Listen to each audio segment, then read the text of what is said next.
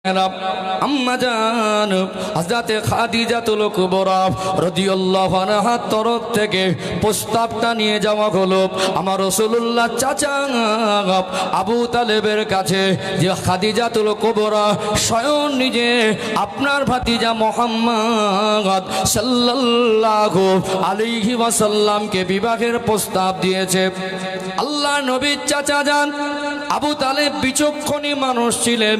তিনি ভাবলেন খাদিজা তহেরা এমন একটা মেয়ে যার জীবনে কোনো ব্যাড রিপোর্ট নেই।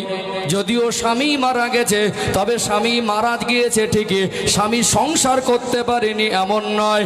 হায়াত মউত আল্লাহর হাতে, কুল্লু নাফসিন যায়িকাতুল মাউত, প্রত্যেকটা নফসকে মৃত্যুর স্বাদ গ্রহণ করতে হবে।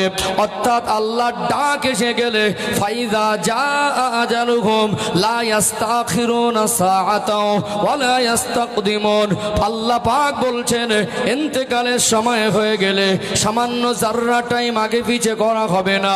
স্বামী মারা গেছে ঠিকই, কিন্তু খাদিজা একটা পবিত্র মেয়ে, আর আল্লাহ নবীর আব্বা নাই, আল্লাহ নবীর মা নাই। যদি এমন একটা সাহারা পেতেন, এমন একটা ধনাঢ্য, এমন একটা ধনী পরিবার যার অর্থ সম্পদের মালের কোনো কমি নেই, যদি রাসূলুল্লাহ জীবন সঙ্গিনী হিসাবে তাকে দেওয়া যায়, তাহলে নিশ্চয়ই আমার রাসূলুল্লাহর জন্য তিনি যেমন চিন্তা চেতনার মানুষ, একটা মাথা গোজার মতো সাহারা হয়ে যাবে কি যাবে না।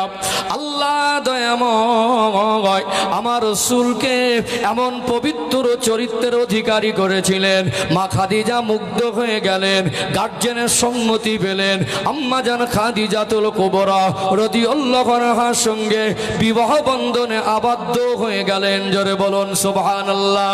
গোটা মক্কার অলি গলিতে যখন তখন ওই সময়ে কাফেররা তখন সমালোচনা করছে, খাদিজা তো ধনী মানুষ, খাদিজা তো সম্ভ্রান্ত পরিবারের মেয়ে, খাদিজার মাল সম্পদ এত বেশি, যার দুনিয়া আব্বা নাই, যার দুনিয়ায় মা নাই, যার কোনো জমি জায়গা টাকা পয়সা তেমন কিছু নাই, এমন একটা ছেলেকে বিবাহ করেছে।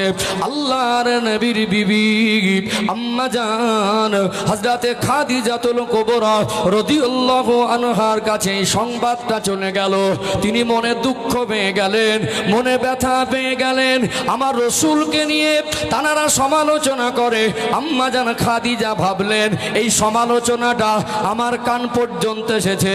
আমার স্বামী নূর নবী, দয়ার নবী, রাহমাতুল লিল আলামিন আমার রাসূলুল্লাহর কানে যদি যান, তিনি হয়তো কষ্ট পাবেন।